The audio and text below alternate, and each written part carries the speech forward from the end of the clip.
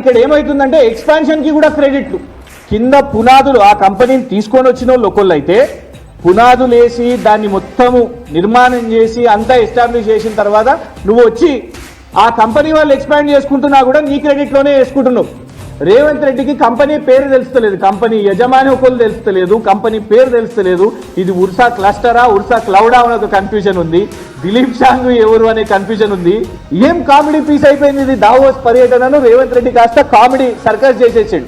ఇక మిగతా అన్ని కూడా ఇక్కడ లోకల్ కంపెనీలే. ఈ మధ్య విచిత్రం ఏంటంటే మనం ఇన్ని రోజులు డెస్టినేషన్ వెడ్డింగ్ అనేది విన్నాం.